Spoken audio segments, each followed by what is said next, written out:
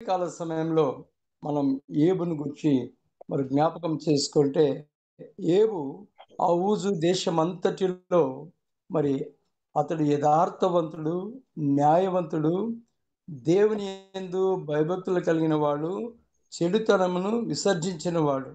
ఆ ఏబు ఆ ఊజు దేశమంతటిలో అందరికంటే ధనవంతులని కూడా మరి బైబిల్లో రాయబడింది. కానీ ఎంత ధనమున్నా, మరి ఎంత ఉన్నా దేవుణ్ణి విడిచిన వాడు కాదు. కాబట్టే ఆ యథార్థతను బట్టి మరి సాతానుడు ఏం చేశాడంటే ఆయన మీద ఒక కన్ను వేసి ఎలాగైనా సరే దేవునికి దూరం చేయాలని దేవుని దగ్గరికి వెళ్ళి మరి పర్మిషన్ తీసుకున్నాడు. ఇతడు ఊరకనే నిన్ను స్తుతిస్తున్నాడా, ఊరకనే ఆరాధిస్తున్నాడా, ఊరకనే నీ నామాన్ని గణపరుస్తున్నాడంటే హృదయ రహస్యములను ఎరిగిన దేవుడు ఏబు హృదయం ఎలాగున్నదో దేవునికి తెలుసు. కాబట్టి హృదయమును ఎరిగిన దేవుడు యోబు మీదకి సాతానుని పంపించాడు. పంపిస్తే ఆ యోబు దగ్గరకు వచ్చి మరి యోబు దగ్గరకు వచ్చి మొట్టమొదటిగా ఏం చేసిందంటే బయలు వెళ్ళి 4 శోధనలు పెట్టింది. ఒకటి రావడమే కాదు, షెబాయిల ద్వారా తన ఆస్తి మీద, మరి ఒంటెల మీద, గాడిదలను, దున్నుతున్న ఎద్దులను ఖడ్గము చేత తన పనివారిని మొట్టమొదటిగా చంపేసింది. కారణం ఏంటి అంటే ఫస్ట్ ఆస్తిని తీసేశాడు. ఆ తరువాత మరి దేవుడు కూడా ఏం చేశాడంటే దేవుడు అగ్ని ఆకాశం నుంచి పడి గొర్రెలను పనివారిని తగలుబెట్టి కాల్చివేశాను. రెండవదిగా మొదటేమో ఆస్తి పోయింది, రెండవదేమో అగ్ని ఆకాశం నుంచి పడి గొర్రెలను తన పనివారిని కూడా కాల్చివేసింది. రెండవ వార్త. ఇంకా మూడవ వార్త అది ఇంకా చెప్పుతూ ఉండగానే మూడవ వాళ్ళు కూడా వచ్చి నేను ఒక్కడిని తప్పించుకొని వచ్చినాను. అతడు ఇంకనూ మాట్లాడుచుండగా మరి ఒకడు కల్దీయుల సమూహం నుంచి వచ్చి ఒంటెల మీద పడి వాటిని కొనిపోయి ఖడ్గం చేత పనివారిని చంపిరి. మూడవది కూడా పనివారిని మరి ఖడ్గం చేత చంపేశారు. నాలుగవదిగా ఇంకా ఆ విషయం చెప్పుతూ ఉండగానే మరి ఒకడు వచ్చి ఏం చేశారంటే, అయ్యా నీ పిల్లలు మరి ఆయన పిల్లలు మరి 7 కుమారులు 3 కుమార్తెలు తన అన్న ఇంట్లో కలిసి భోజనాలు చేస్తూ ఉన్నారు. భోజనం చేస్తూ ఉన్నప్పుడు ఆ ఇల్లు యొక్క 4 మూలలు స్తంభాలు పడిపోయి అక్కడికక్కడికే మరణించారని చెప్తున్నాను.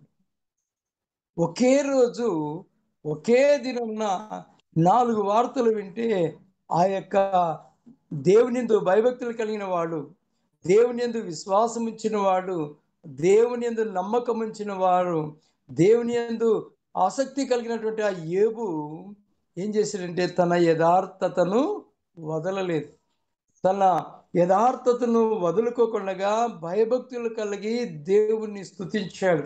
దేవుని ఎలాగా స్తుతించాడంటే అక్కడ 21వ వచనం చెప్తున్నాడు, నేను తల్లి గర్భములో నుండి దిగంబరినై వచ్చి తిని దిగంబరునై అక్కడికి తిరిగి వెళ్ళదును. యెహోవా ఇచ్చెను, యెహోవా తీసుకొని పోయాను, యెహోవా నామమునకే స్తుతి కలుగును గాక. ఎంతటి ధైర్యమో!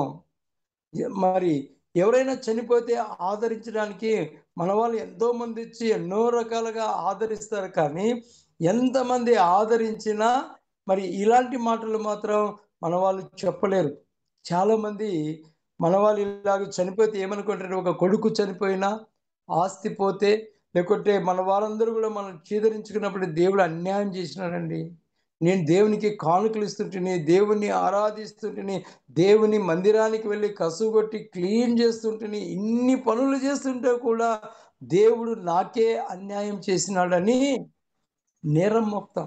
కానీ యోబు మాత్రము ఎటువంటి పరిస్థితిలో కూడా అతను ఏం చేశాడంటే యెహోవా ఇచ్చెను, యెహోవా తీసుకొనెను, యెహోవా నామమునకే స్తుతి. ఆస్తి పోయినా, గొర్రెలు పోయినా, ఎద్దులు పోయినా, పనివారు పోయినా, ఇల్లు పడిపోయినా, పిల్లలు పోయినా దేవుణ్ణి స్తుతించాడు. అందుకే మనం ఈ లోకంలోనికి ఒంటరిగానే వచ్చాము తిరిగి. ఇవన్నీ కూడా మధ్యలో వచ్చినవి మధ్యలోనే పోతున్నాయి అని యోబు ఏం చేశాడంటే యెహోవా నామమునకు స్తుతి చెల్లించి ఏ పాపమును చేయలేదు. కారణం ఏంటి? ఒక ఉద్యోగంలో సస్పెండ్ అయిపోతే దేవుని దూషిస్తాం. పొలంలో పంటలు రాలేదంటే దేవుడు అన్యాయం చేసినాడండి, రేట్లే రాలేదండి అంటారు. ఒకవేళ పిల్లలు చదువుకొని మరి మంచి స్టేజ్‌లోకి వచ్చిన తర్వాత ఉద్యోగాలు లేకపోతే పిల్లలకి దానిని బట్టి కూడా దేవుని దూషిస్తాం. అయితే దేవుడు ఇవన్నీ తీసివేస్తే యోబు మరి ఏమాత్రమును పాపం చేయలేదు, దేవుడు అన్యాయము చేశానని చెప్పలేకపోయాడు.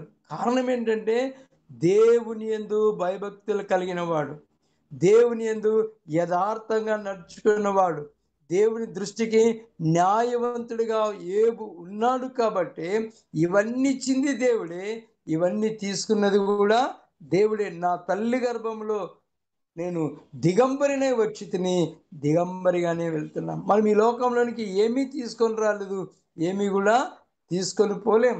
అయితే ఇవన్నీ చేసినప్పటికీ సాతాను ఇంకా సాతానుకు ఆయన లొంగిపోకుండా దేవుని గణపరిచాడు, దేవుని స్తుతించాడు, దేవుని కీర్తించాడు, దేవుని మహిమపరిచాడు. మరలా మరలా దేవుని సన్నిధికి వెళ్ళి ఆ అపవాది ఏం చేస్తాడంటే దేవుడి సన్నిధికి వెళ్ళి ఎక్కడి నుంచి వస్తే అపవాది అని అడిగినప్పుడు భూమి మీద ఇటు అటు తిరిగి నీ సన్నిధికి వచ్చి తిని, నీ సన్నిధికి వస్తే అంటే మరి ఏం సంగతి అంటే యోబుని చూస్తావా అంటే చూసినాను. ఏమైంది? అతని చుట్టూ నువ్వు కంచె వేసావు కాబట్టి నేను అతన్ని ఏమీ చేయలేకపోయాను. అతడు మరి తన యొక్క యథార్థతను వదులుకోలేకపోయాడు అని చెప్పినప్పుడు భూమి మీద వాడు పాడు చేయడానికి వచ్చాడు. కాబట్టి అపవాది చర్మమును కాపాడుకొనుటకై, చర్మమును తన ప్రాణమును కాపాడుకొనుటకై కలిగిన యావత్తును ఇచ్చినావు కదా, ఇంకొకసారి అవకాశం అంటాడు. ఇంకొకసారి అంటే అంత పోయింది, కేవలము ఒక్క యోబు మాత్రమే మిగిలాడు. ఆ యోబు మిగిలింది ఏమి అనంటే,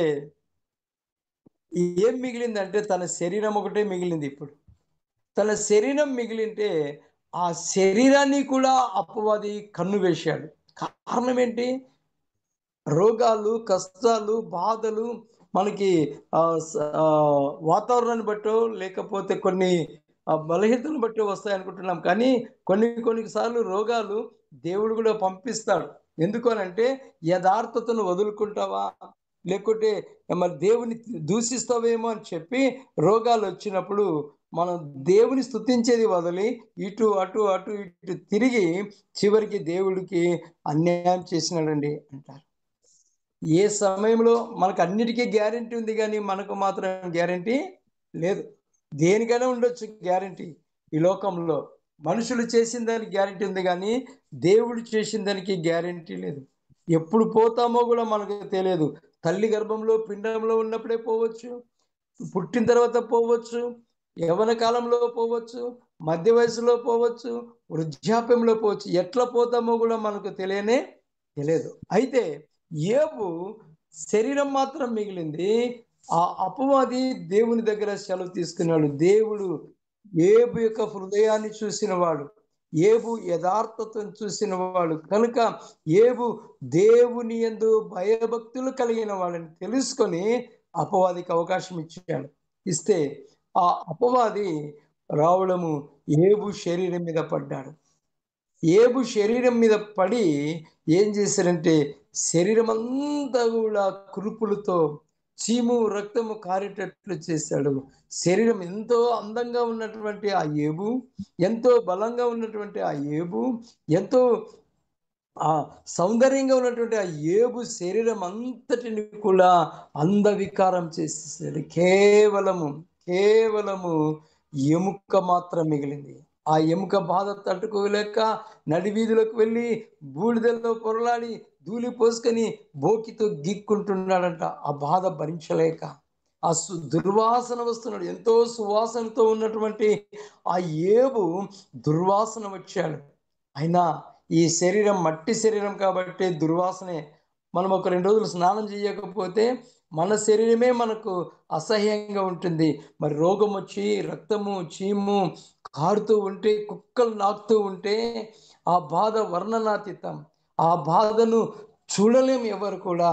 కానీ, కానీ సాటి సహాయకురాలు వ్యాధి యందును, ఆరోగ్యమందును, బాధ యందును నేను నిన్ను విడిచిపోను అని ప్రమాణం చేసిన ఆ ఏబు భార్య ఇక్కడ అంటుంది, అయ్యా, అయ్యా, నీ బాధను నేను చూడలేను. నీ బాధను నేను చూడలేనని చెప్పి యోబుతో చెప్పినప్పుడు దేవుని దూషించి మరణం కానింది భార్య.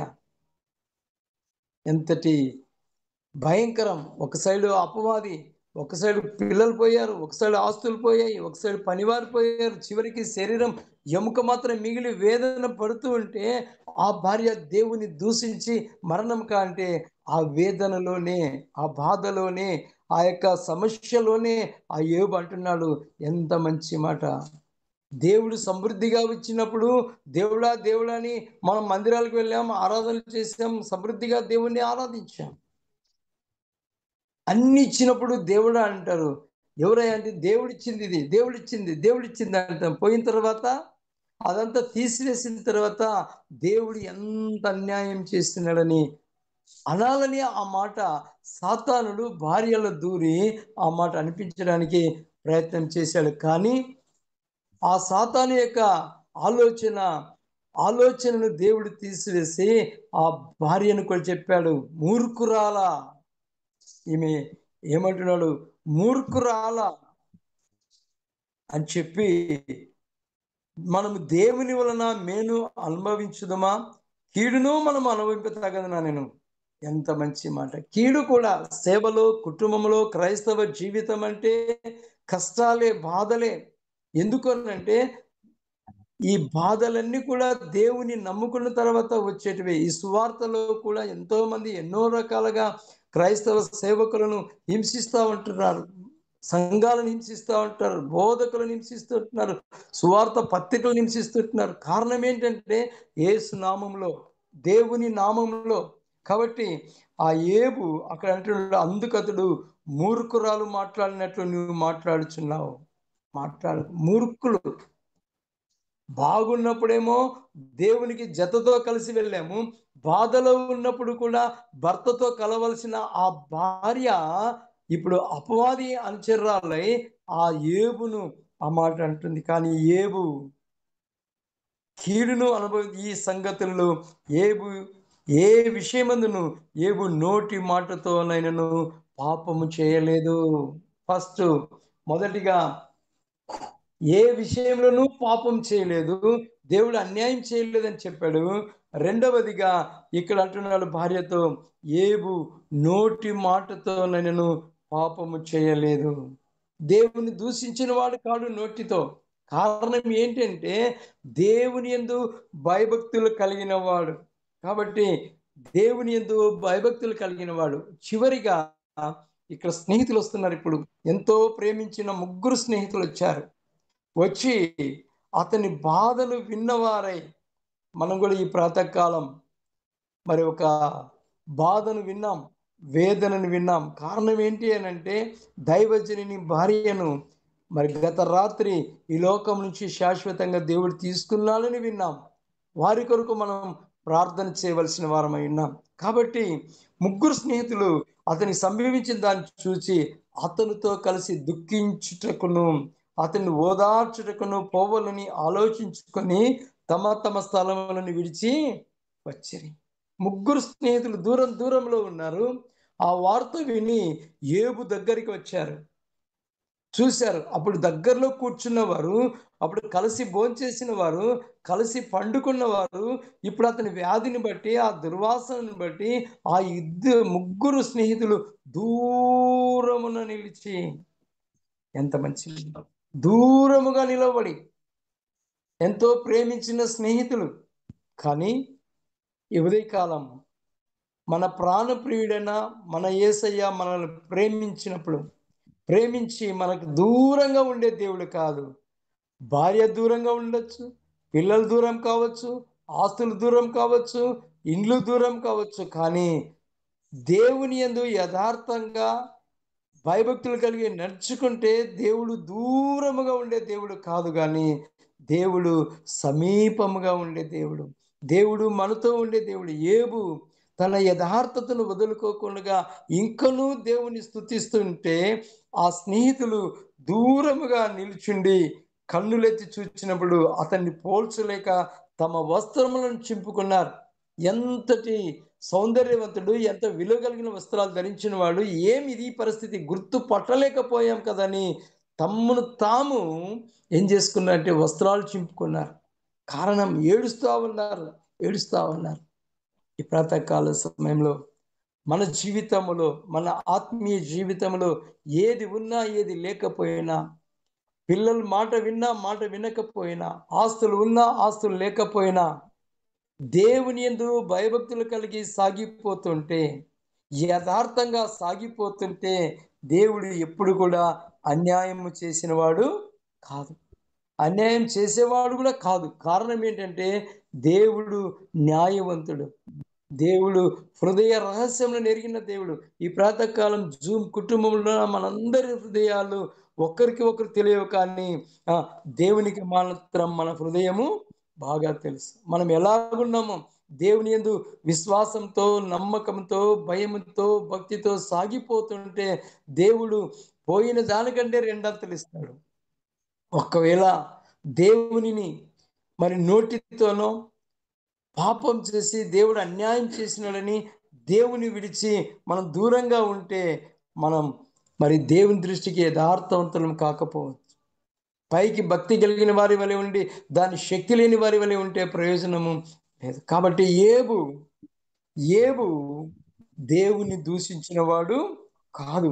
కాబట్టి అతడు యథార్థవంతుడు, న్యాయవంతుడు, దేవుని యందు భయభక్తులు కలిగిన వాడు, చెడుతనమును విసర్జించినవాడు. ఎంత మంచి మాట. కాబట్టి ఈ ప్రాతకాలం మన జీవితంలో మనం కూడా మరి యోబు ఇన్ని రకాల శోధనలు వచ్చినప్పటికీ మొట్టమొదటిగా మరి ఆస్తులన్నీ పోయినా, పిల్లలందరూ పోయినప్పటికీ దేవుడు అన్యాయం చేసినని పాపం చేయకుండా చెప్పలేదు. ఏ పాపమును చేయలేదు, అన్యాయం చేయలేదని చెప్పి దేవుని స్తుతించాడు. మరి నోటితోనైనను అతడు పాపం చేయలేదు, నోటితోనైనా దేవుడు అన్యాయం చేయలేదని దేవుని దూషించిన వాడు కాదు. మూడవదిగా అతడు యథార్థవంతుడు, న్యాయవంతుడు, దేవుని యందు భయభక్తులు కలిగిన వాడు, చెడుతనమును విసర్జించి దేవుణ్ణి ఇంకనూ స్తుతించాడు, దేవుడు ఇంకనూ ఆరాధించాడు, దేవుని ఇంకనూ కనపరిచాడు, దేవుని మహిమపరిచాడు. అలాగే మనం కూడా ఈ లోకము అశాశ్వతమైనది. ఈ లోకంలోనికి ఏమీ తీసుకొని రాలేదు, ఏమీ కూడా మన వెంట రాదు. అయితే దేవుని యందు భయభక్తులు కలిగి, దేవుని యందు యథార్థంగా నడుచుకొని, దేవుని యందు న్యాయంగా నడుచుకొని పోయిన దానికంటే రెండంతల ఆశీర్వాదం పొందుకోవడానికి మనమందరం కూడా భయభక్తులు కలిగి జీవించటానికి పరిశుద్ధాత్మ దేవుడు మనకు సహాయం చేయనుగాక.